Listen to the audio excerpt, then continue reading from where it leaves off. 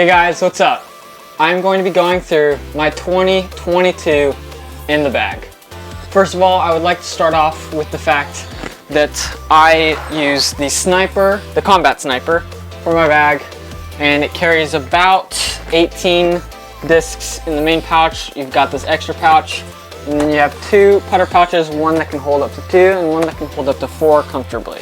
Alright, so now to start it off, I'm first going to be going over my putters.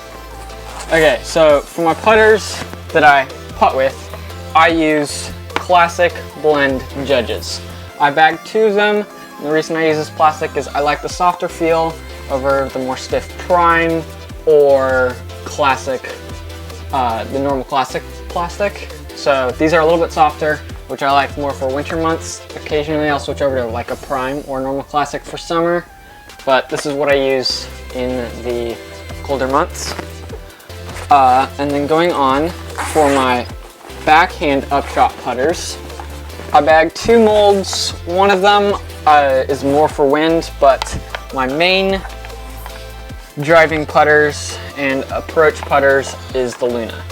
And I bagged 3 of them. So I'm going to start off, my most overstable is the Paul McBeth 2021 Tour Series. This is a little bit more overstable, and it is a premium plastic, which means it's a little bit harder to dent, which I like this one a lot. This is my primary one. You'll see me using this a lot in videos.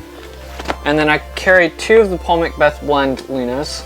I use this one, which is a little bit more new. It's still pretty flippy, because I have beat it in. This is more of a dead straight to slightly understable Luna. And then I bagged this very, very beat up Jawbreaker or Paul McBeth blend Luna. And this thing's very flippy, so I use this for big turnovers, sometimes even rollers if I need. And then the one I did mention, and this is still pretty flippy, but it's a little bit more resistant to the wind. I use an Envy. I use the James Conner Commemorative World's Envy, which I use just for a little bit more wind. It is flippy, but it is a lot better in wind, more consistent than a Luna, because a Luna has a lot of glide. Okay, so I bagged 2 other upshot molds that are like putter numbers, which both of these have the same numbers, but they do fly different and the molds are different. First of all, I bagged 2 Lucid Suspects. My primary one is this one, and then this is more of a backhand, a backup, or this one I use more for backhands, and this one more for forehands. I also bagged the HARP, but I don't like forehanding the HARP. I don't know why. I like more of the thin mold for forehands. So the HARP is more of just an overstable backhand upshot disc that has quite a bit of glide. I don't use the HARP a whole lot if you've seen any of my videos, any of my other videos. But the HARP I use this a lot for forehand upshots and occasionally a backhand.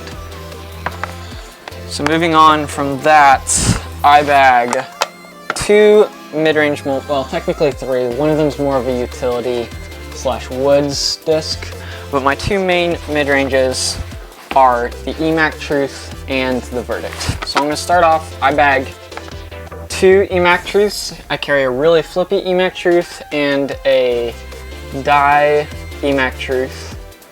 This one's a little bit more overstable than this one, and these are very glidey, and I love how far these go and how straight they fly. So going on, I bagged 3 Verdicts. So I bagged this one Lucid Verdict, which is dead straight. It's got a good amount of flip and then fades out at the end. I like the Verdict a lot. It's a little bit more overstable than the EMAC, at least this one is. It has a little bit more of a consistent fade at the end, and it's a little bit less distance. It might be due to the more overstability. I don't know why. I have heard that some people think the EMAC Truth is closer to a speed 6, so that also might be why. I also bagged one of the new Chris Clemon FUZION-X verdicts. I got this primarily because I wanted to replace my other Verdict, but it's actually not as overstable as I thought. It's actually just a little bit more overstable than a normal Verdict, but it definitely has a lot less glide and is a little bit more wind resistant, and I like this one a lot for more of a woods game. It's very easy to control and it has a good amount of stability. And then for my last one, I bag a Chris Clemens LUCID-X Verdict. This one is very overstable and has like no glide. This is more of a backhand glidey upshot disc. I don't really like forehanding these a whole lot. When I forehand, I'll throw something with a little bit less glide, and that moves on to my last mid-range molds, which I only bagged one of these currently, but I bag a LUCID-X Justice. As I said, this is almost as overstable as my LUCID-X Justice, but it has a lot less glide and it's very overstable. So I can use this. I use this a lot for scramble game and overstable shots. I primarily forehand it, but sometimes I'll go to a backhand, and I use this a lot when it is extremely windy.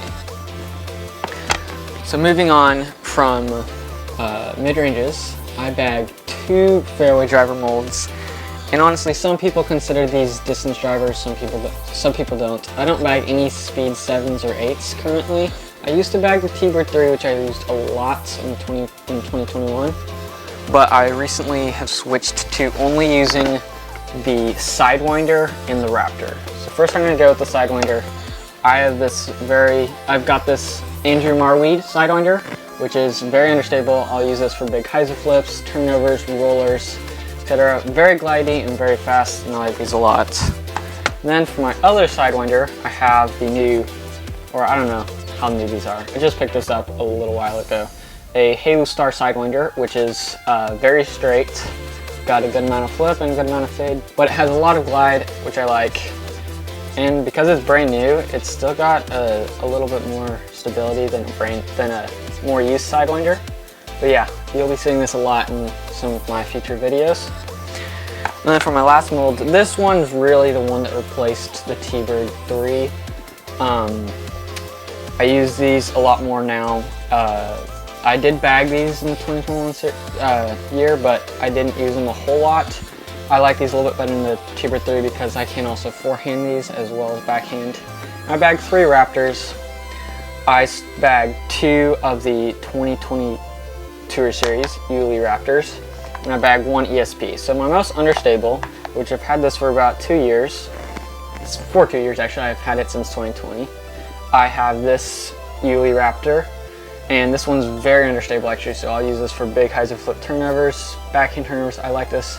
This is more like this SIDEWINDER on flip, but then it has the fade of a Raptor at the end, which I really like. And then this one's my very straight Raptor. It's this ESP one. It's got a little bit of fade at the end, nowhere near as much flip as the other Tour Series one, which I like a lot. And then I've got this very, very beefy Raptor, very overstable, very low glide, very wind resistant and overstable, which I like for backhands and forehands. And then moving on to distance drivers. I only bagged 2 distance driver molds, and I switched twice actually in 2021. But I just recently, I switched back. I use destroyers now. I used to use the WRAITH quite a bit in 2021. But I now only bag 1 WRAITH, which I use for rollers and sky turnovers, and more of a woods disc. I bag this 1 WRAITH, very understable, very flippy, and these things have a lot of glide, so I like them a lot. And then I bag 5 destroyers. So for my first destroyer, I have this very beat up Ricky Wysocki destroyer. This thing's very flippy. I can put it on good hyzer, have it turn over. This thing is very straight. And then I have 1 other understable destroyer, which this is actually one of the bottom stamp. I don't know what it is with the bottom stamps, but I found out that these ones, I've realized, I don't know if this is actually the case, but almost all the bottom stamp discs I've gotten run a little bit more understable brand new. So this is brand new. There's like not a scratch on it. And this thing's flippy, almost as flippy as that one. And I like this one a lot. And it's very gummy, and it's got a little bit of a pop top. And then I also bag 2 slightly overstable destroyers. I have a SOCKIBOT destroyer and a Champion destroyer, which I can put these on a little bit of flip, have it flip up to flat, fade. Very wind resistant, very straight, like these a lot. And then this is more of a utility destroyer. I don't use it a whole lot unless it's extremely windy. I don't think I've done any video yet to where it's been around 30-35 miles an hour winds, which we actually get quite often here in Texas. Got a lot of wind. A lot of the courses are somewhat wide open, so we come wind a lot, especially at like Veterans Park. But I got one Calvin destroyer, which this one's very overstable. One of the most overstable Calvin destroyers I've actually ever thrown. I've thrown multiple of them. This is my most overstable, and I like this one a lot for a lot of wind or a very, very overstable flight. So that is it for my 2022 in the bag. I hope you enjoyed this video. Make sure to like and subscribe. Stick around for the next one.